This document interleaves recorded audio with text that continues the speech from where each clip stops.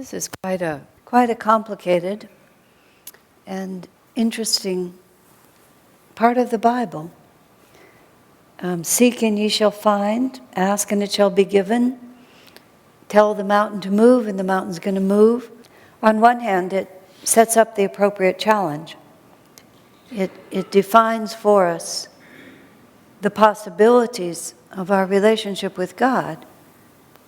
And on the other hand, it sets up an enormous amount of confusion, because much of what we ask for is not given to us, and much of what we seek we never find. I had someone ask me a question the other day. They were faced with a dilemma of the heart. Should I go in this direction? Should I go in that direction? Is this the destined one? Is the other one the destined one? It was no joke for the person asking the question. It's easy to see these things impersonally when you're not the person. Do I have it flipped around? Boy, I'm really not working. Yes, it is. There it is. Is that right? Okay, I got it. The other day, Friday, I've been giving webinars at 6 o'clock for several years. Every Friday, or every time I give at 6 o'clock. A woman on the East Coast wanted to talk to me. She said, I'm free at 5:30. So I said, great, I'll talk to her from 5:30 to 6, and then I'll have an hour before my webinar starts. And I called her, we talked, I'm watching the clock, I'm watching it come to 6. I know that at 6 o'clock I'll have an hour before my webinar starts. Your brain, sometimes the brain just falls out your ears, you don't know where it is. It's 6 o'clock, Sai Ganesh knocks on the door, because he hears me in there talking. It's 6, we're supposed to start. And that was, even then, it was like, why are you bothering me?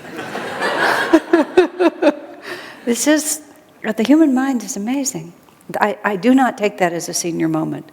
I take that entirely as I needed to talk to that woman, and it was the only time she had free. And so I just played this entire game. I always have trouble with numbers, but 6, 7. Anyway, that's something to do with my voice, but I don't remember now. So, oh yes, I was talking about this, that things are very simple if it's not you. But if it's you, it's very different. And the person being a devotee, facing what appears to be a very important decision, obviously said, I'm praying about it. What does Master want? I'm supposed to try to help. What does Master want? I don't know what Master wants. I don't even know how to find out what Master wants. But the inspiration came to me very simply. He doesn't care. It's like, from our perspective, every detail of our life seems really important to us. And a tremendous amount of what we're seeking and asking is about the stuff that's important to us, isn't it? And sometimes it's super important to us. Don't let my baby die. Give me a few more years with my mother. Help me to fulfill this deep longing I have to give love to someone or something. These do not seem trivial to us. And so we're told in the Bible that if we want this, it'll happen. And we work so hard, and the key in there is pray believing. And all of the confusion comes down to what we really mean and understand by that word. And this is not simple to understand. I should say it's not unsubtle. It's simple to say, but it's not unsubtle. And Swami touches it here. I've had this experience a lot lately with Swami's writings and other things that I've read. It's just like words assume many shades of meaning, many levels of meaning, depending on our capacity to understand it. It's just as simple as that. The mind is very selective. I did not want to know that 6 o'clock was 6 o'clock, even though it's always been 6 o'clock. And my mind just decided it wasn't. Just being like that, because it wasn't convenient for me to know. And there was nothing at stake. Imagine when there's a great deal at stake. How selective we are. I've had the experience over many years of being present when Swami would give advice to people, and then often talk to them later about the advice that they thought he had given them. Just stunning differences. In one particular case, a man had a very strong desire to pursue this project. And Swami just looked right at him and said, there's no spiritual benefit to you for doing this project. In other words, and even said even stronger, you don't need to do this project. You're fine. You're doing fine with what you're doing. You don't need to do this project. It was about as direct as I could hear Swami. And the man actually came out of the room and said, Swami says I can do it. I was fortunately, I had the sense to just go, wow. Instead of trying to break through whatever delusion he had erected. I told Swami later, and Swami too just went, wow, that's impressive. But we know what we want to know. So we hear the word believing, and we move with whatever it is that we feel we need to move with. This is the whole of delusion. This is Maya. Maya is such a marvelous word. It's a much better word than delusion. That's why we have to use it. Because Maya is this living personified creature and it's female because it's the feminine side of ourselves where feeling interferes with reason. I mean, perfection is reason balanced with feeling, but that's traditionally the male stands for reason and the female stands for feeling. It doesn't necessarily mean that men and women divide up so neatly, but there are these two sides to our nature. And in the Garden of Eden, it was Eve who gave him the apple and persuaded him to eat it, even though they weren't supposed to eat it. But she really wanted to eat the apple, and she was able to confuse his reason enough that he ate the apple too, and a whole lot of bad things happened after that. And it really didn't happen to do with men and women. It just has when our feelings are engaged, our reason follows. Master put it as simply as that. Reason always follows feeling, is how he said it. And so there it is. Now let me go back to wherever I was. Oh yes, when we have a strong desire for something, we just line up everything behind it. And much later, often after the catastrophe has happened, and we're trying in some, from the ashes to rise like the phoenix, and try to figure out what happened, it was always because, well, as Swami put it to me beautifully once, whenever your ego gets involved, you make terrible mistakes. He said to me about things that I had done, whenever my feelings, I want it this way. So when we can get the scripture to endorse it, God himself says that if I want it, I get to have it, right? If I ask for it, enough believing. Now, in this very short scripture commentary, Swamiji gives us the key. When our inner awareness is united with the presence of God within us. Now, here's a very interesting cycle here. Whenever in our life experience, our inner reality is united with the presence of God within us, what is the result of that experience? Whether it's a lifetime, a moment, a meditation, is that we suddenly feel we've come back to center. Isn't that so? And there's also this astonishing feeling of contentment.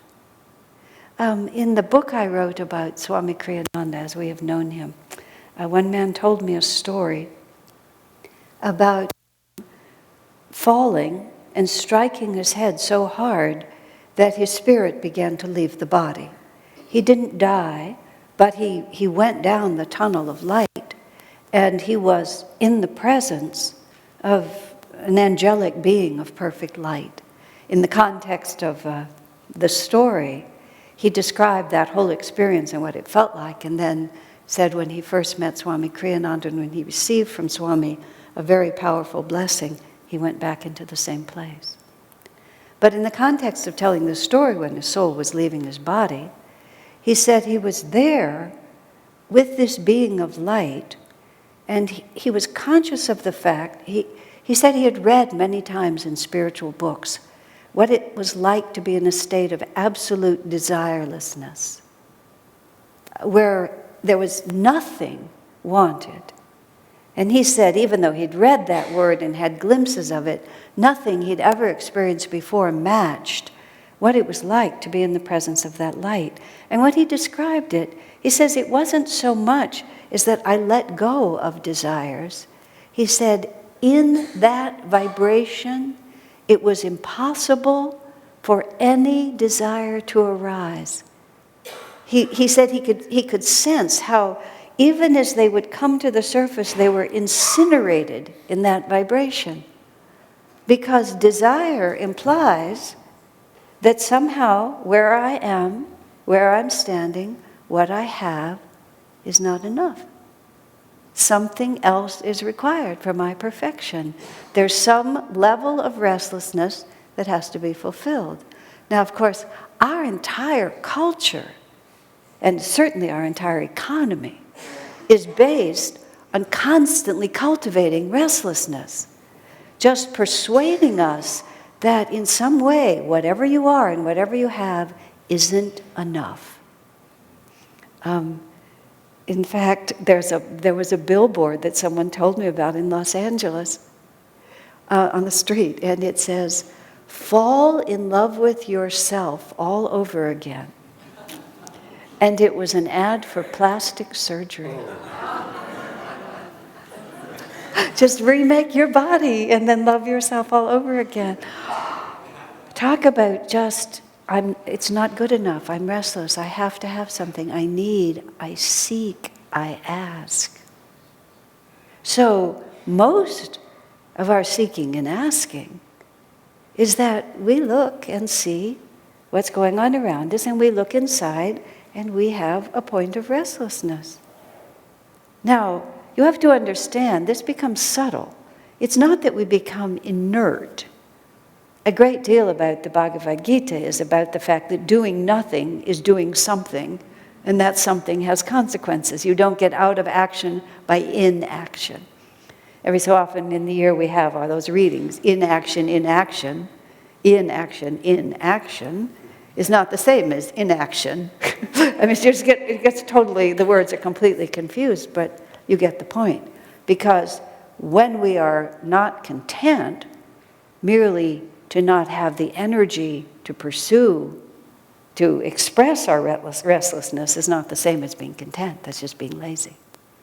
And being intensely active for God, as Swami Kriyananda was, without there being any personal restlessness impelling that, but rather being utterly centered and then allowing the Spirit simply to come through.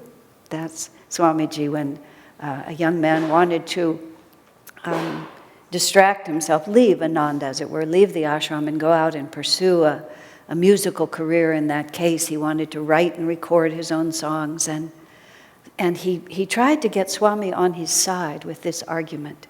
You know what it's like. Sometimes you just have to write a song like this.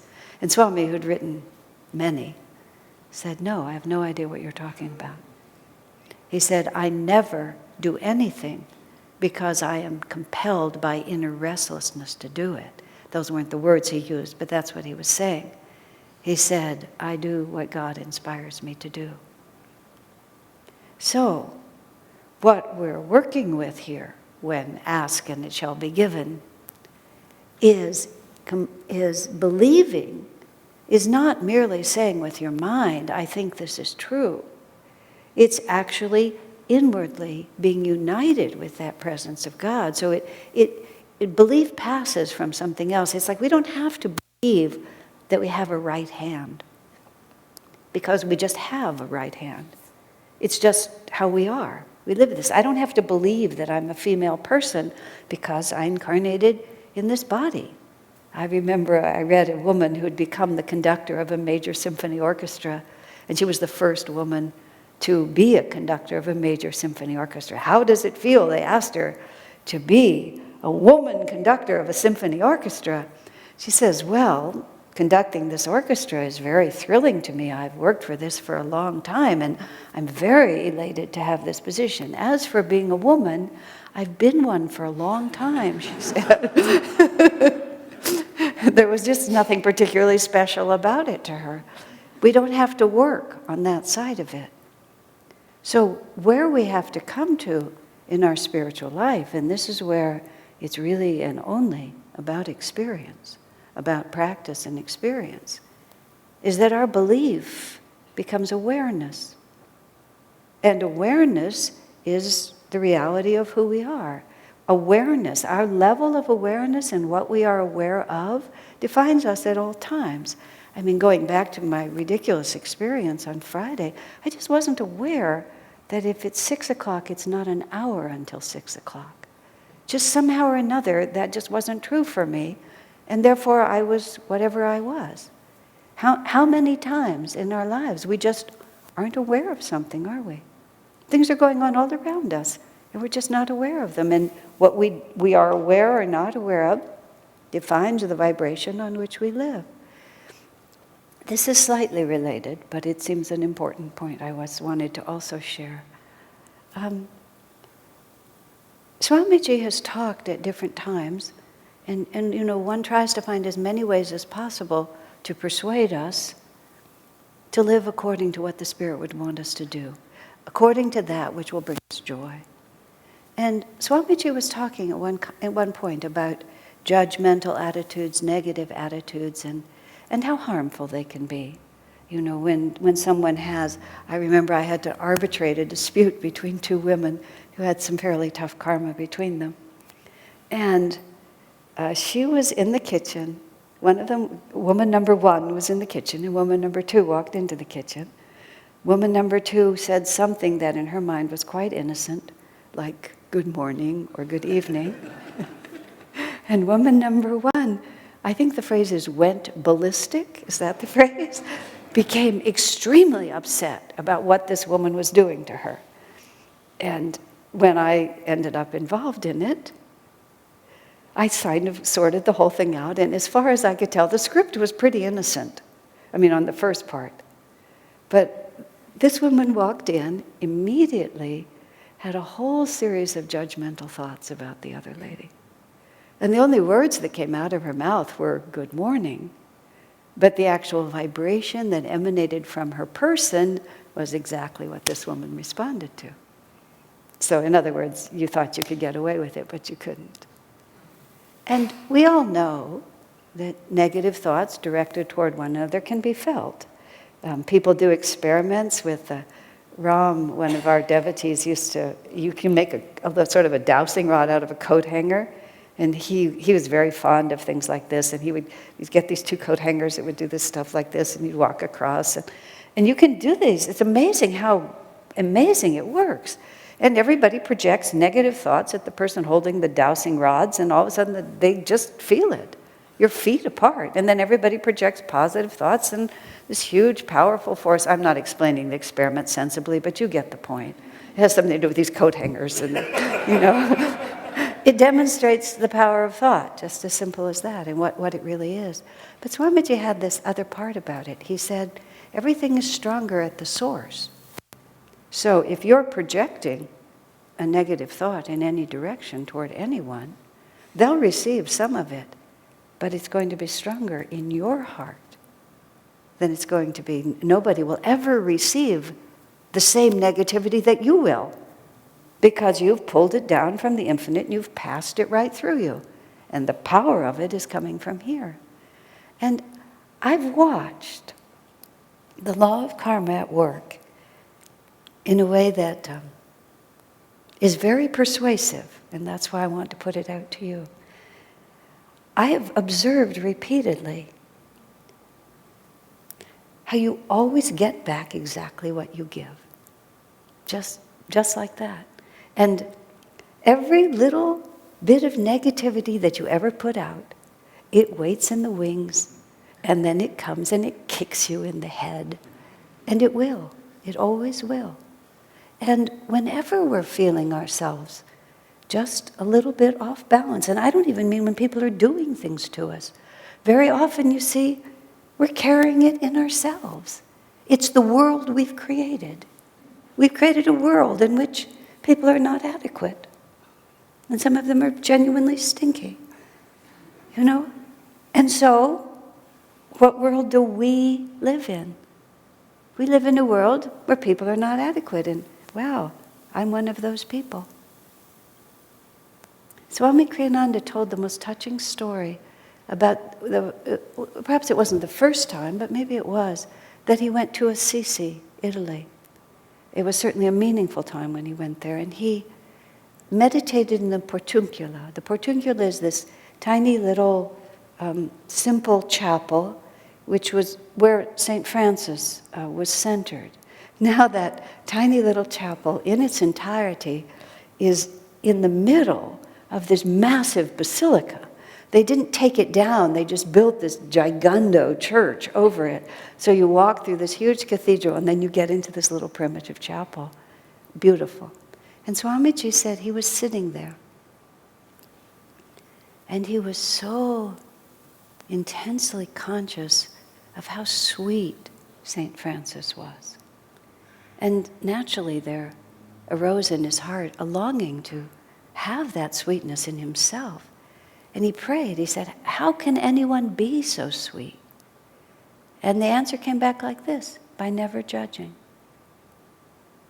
Just by never judging. And what that is to say is by never allowing yourself to be the instrument of anything other than just God looking at God. And that's the awareness. That's what real belief is. That's what gives prayer its power. When we're standing not in this restless desire, oh God, you've got to make it this way, because I won't be able to bear it unless this comes through or that comes through. But instead, we never judge.